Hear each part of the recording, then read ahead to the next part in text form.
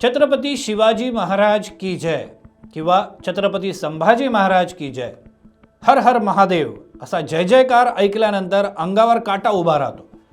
जाज्वल्य देशाभिमान, शौर्य, बलिदान या सगळ्याची आठवण व्हायला लागते। गेल्या काही दिवसात ही आठवण हल्ली जरा जास्तच यायला लागलेली आहे। इतिहासातील घटना मोठ्या पडद्यावर पाहून प्रेक्षकांच्या भावना अनावर होऊ लागलेल्या आहेत। बहुसंख्य प्रेक्षक थिएटरमधून बाहेर पडताना डोळे पुसत बाहेर पडतायत। काही जण गारद देत आहेत, तर काही जण शक्य असेल त्या मार्गाने चित्रपट आवडल्याचं किंवा त्यातील प्रसंगांमुळे आपल्याला झालेलं दुःख मांडण्याचा प्रयत्न करतायत। हा चित्रपट जसा प्रेक्षकांना आवडलाय तसाच तो राजकारण्यांना देखील आवडलेला आहे।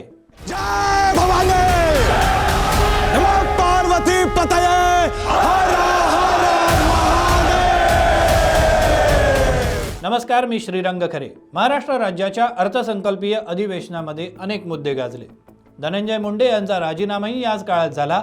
मात्र त्याहून अधिक चर्चा रंगली ती अबू आझमींनी औरंगजेबाबद्दल केलेल्या वक्तव्याची। आझमी काय म्हणाले होते ते आपण पाहूया। आझमी म्हणतात की औरंगजेब हा न्यायप्रिय होता। त्याच्या काळातच भारत देश हा सोने की चिडिया झाला होता।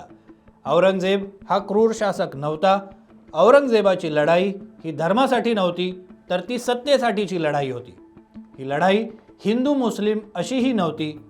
औरंगजेबानं आपल्या काळात अनेक मंदिरं बनवली होती आणि इतिहास चुकीच्या पद्धतीनं दाखवला जातोय।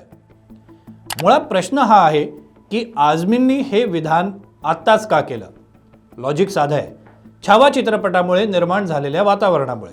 लक्ष्मण उतेकर आणि विकी कौशल यांनी या चित्रपटाद्वारे इतिहास नव्या पिढीसमोर उभा करण्याचं शिवधनुष्य उचललं होतं। बॉक्स ऑफिसवरील कमाईवरून त्यांनी ते शिवधनुष्य पेललं असल्याचं जाणवतंय।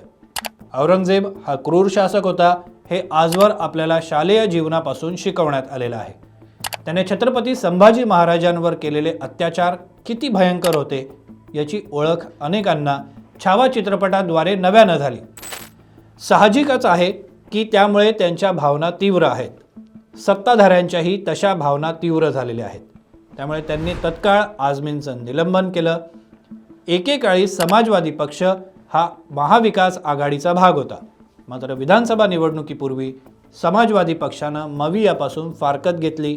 त्यामुळे विरोधक देखील आझमींवर तुटून पडले। आझमींची आमदारकीच रद्द करा अशी मागणी त्यांनी केली। आझमींच्या विधानाचे पडसाद तिकडे उत्तर प्रदेशमध्ये देखील पाहायला मिळाले। तिथले मुख्यमंत्री योगी आदित्यनाथ यांनी आझमींच्या बहाण्यानं समाजवादी पक्षाला झोडपून काढलं।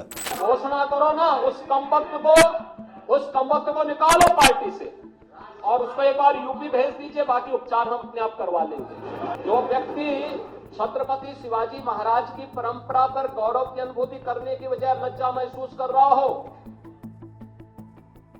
और औरंगजेब को अपना नायक मान रहा हो, क्या उसको भारत के अंदर रहने का अधिकार होना चाहिए? क्या एक तरफ आप कुंभ को कोसते रहे और दूसरी तरफ औरंगजेब जैसे दुष्ट और क्रूर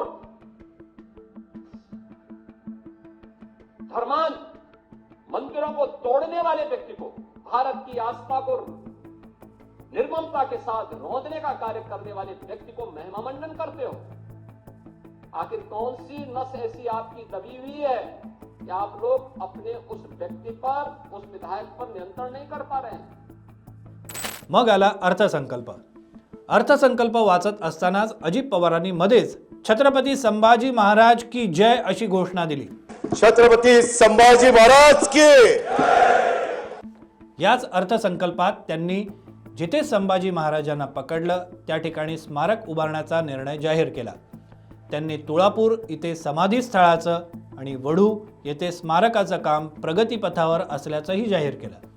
स्वराज्यासाठी प्राणाची आहुती देणाऱ्या स्वाभिमानी राज्याच्या पराक्रमाची स्मृती कायमस्वरूपी जपण्यासाठी संगमेश्वर येथे त्यांचं भव्य स्मारक उभारण्याची घोषणा मी त्या ठिकाणी करतो।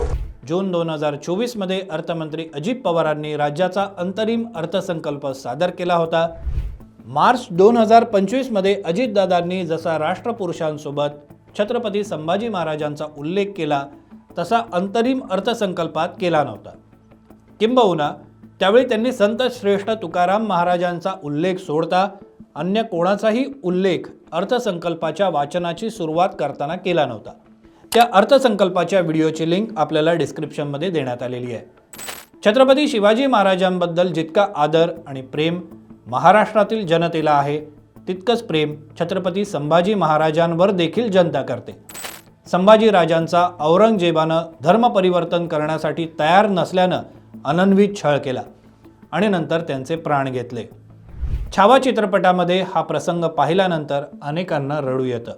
The Kashmir files, Kerala story यासारख्या चित्रपटांचा धार्मिक अस्मितेचा अभिमान बाळगणाऱ्यांनी सातत्यानं पुरस्कार केला होता.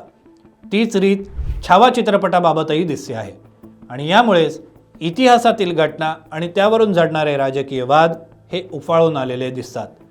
सत्ताधाऱ्यांनी या संधीचा वापर खुबीनं केलेला दिसतो, मात्र विरोधक या सगळ्यात चाच पडताना दिसतात. आमचा हा व्हिडिओ कसा वाटला ते आम्हाला जरूर कळवा. कमेंट बॉक्सद्वारे आपण आपली प्रतिक्रिया देखील मांडू शकता. व्हिडिओ अधिकाधिक लोकांपर्यंत पोहोचण्यासाठी तो शेअर करा आणि आम्हाला सगळ्या सोशल मीडिया हँडल्सवर फॉलो करायला, सबस्क्राईब करायला विसरू नका. धन्यवाद.